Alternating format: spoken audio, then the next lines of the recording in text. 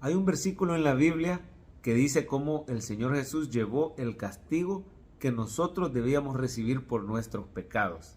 Y nosotros recibimos la paz que el Señor merecía con su justicia.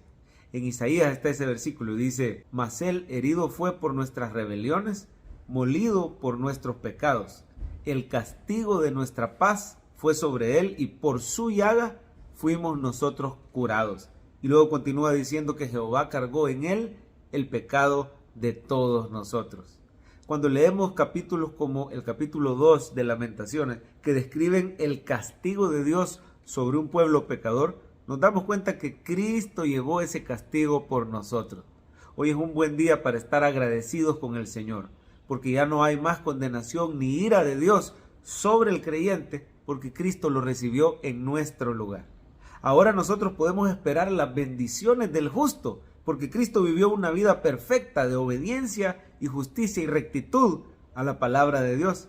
Por lo tanto, Él merece todas esas promesas. Cristo, el justo, merece todas esas bendiciones y por los méritos de Cristo, por medio de nuestra unión con Cristo, por la fe en Él, nosotros recibimos esas bendiciones. Sobre tu vida no hay maldición, sobre tu vida no hay juicio, sobre tu vida hay favor y bendición y todo se lo debemos al Señor Jesús. Esto no nos debe hacer tener una actitud indulgente con el pecado. Al contrario, dice la palabra que al que mucho se le perdona, mucho ama. Dice también que nosotros le amamos a Él porque Él nos amó primero. Y la palabra es clara en decir que si amamos al Señor, vamos a guardar sus mandamientos y no los vamos a sentir gravosos ni cargosos. La obediencia al Señor es por gratitud, es por amor, al ver que Él llevó nuestro castigo en la cruz. Veamos algunos detalles de Lamentaciones 2. Mire cómo se cumplen en la persona de Cristo. Para empezar, en el versículo 1, Lamentaciones 2:1 dice: ¿cómo oscureció el Señor en su furor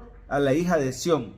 Derribó del cielo a la tierra la hermosura de Israel. Mire, el Señor bajó siendo Dios, bajó hasta la tierra, bajó del cielo a la tierra y vino hasta lo más hondo. Dice que se humilló descendiendo a la condición de hombre y se humilló hasta la muerte y muerte de cruz. También llama la atención la palabra como oscureció, significa cubrió con una nube. Así la ira de Dios en forma de nube vino sobre el campamento de los egipcios cuando iban persiguiendo al pueblo de Israel. Solo que aquí está hablando de que a la ciudad de Jerusalén le vino ese castigo, esa nube de la ira de Dios cubrió Jerusalén. Así allá en el Gólgota, cuando el Señor estaba en la cruz, hubo tinieblas, se oscureció la tierra porque la ira de Dios había venido sobre Cristo Jesús. Versículo 2, destruyó el Señor y no perdonó. Destruyó en su furor todas las tiendas, echó por tierra las fortalezas. Mire cómo la ira de Dios cayó sobre Cristo, dice en el 3, cortó con el ardor de su ira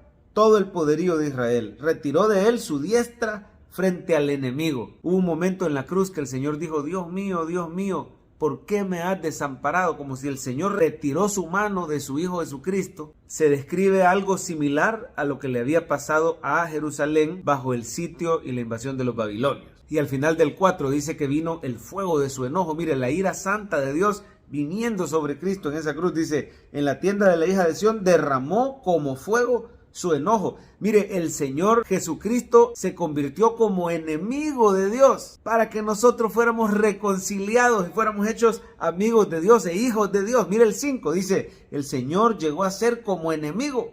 Destruyó a Israel, destruyó sus palacios, derribó su fortaleza. Y mire qué claro se ve Cristo en el versículo 6. Al final del 6 dice, Jehová ha hecho olvidar las fiestas solemnes, los días de reposo. Sabemos que todas esas fiestas solemnes, esos días de reposo nos hablan simbólicamente de Cristo. Pero mire aquí al final del 6, dice, en el ardor de su ira ha desechado al rey y al sacerdote. Jesucristo es el único que tiene esos oficios juntos. Él es nuestro rey, Él es nuestro sacerdote y Él es nuestro profeta. Así que aquí está diciendo que el Señor desechó a ese rey y a ese sacerdote. Esto se cumple cuando Cristo fue a la cruz. El Señor lo trató como si fuera su peor enemigo. Lo derribó. Mire, también se describen sufrimientos del Padre por su Hijo. A cada rato se mencionan versículos donde las madres lamentaban porque sus hijos se morían en el cautiverio, se morían en el sitio que había hecho Babilonia. Mire, por ejemplo, en el versículo 11 al final dice,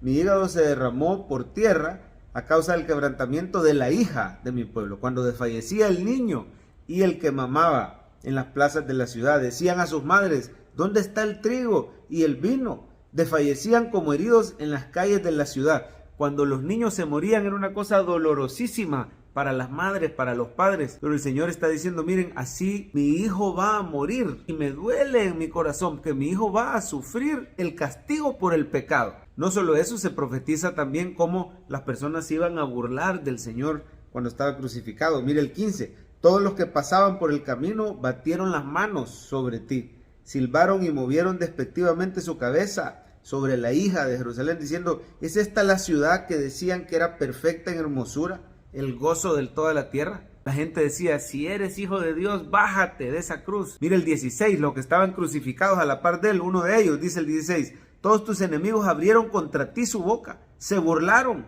y crujieron los dientes y dijeron: devorémosla. Fue el día en que el furor de Jehová fue derramado sobre el Hijo de Dios. Mira al final del 22, dice: en el día del furor de Jehová no hubo quien escapase ni quedase vivo. Los que crié y mantuve, mis enemigos los acabó. El Señor Jesús, como el Hijo unigénito de Dios, llevó el castigo de nuestra paz sobre él en la cruz. ¿De qué nos sirve saber estos detalles? Bueno, número uno, nos da gratitud, nos ayuda a enamorarnos más del Señor para ver lo grande que era nuestro castigo y lo mucho que el Señor nos salvó, llevando ese castigo y esa maldición sobre la cruz del Calvario. Nos hace vivir más seguros, sabiendo que nunca más veremos el castigo y el juicio de Dios sobre nosotros. La ira de Dios no caerá sobre nosotros, no hay maldición, no hay condenación porque Cristo lo llevó. Sirve también para que, agradecidos con Dios, le entreguemos nuestra vida, le sirvamos y le pidamos lo que necesitamos. Si usted necesita una bendición, un favor de parte de Dios, crea que lo puede recibir, porque ya no hay maldición. Hoy tenemos el favor y la bendición de Dios. Las promesas de Dios para tu vida están vigentes y son reales por los méritos de Cristo. En el nombre de Jesús, tú le puedes pedir al Padre y Él lo hará para gloria suya. Agradézcale a Jesús por llevar su castigo.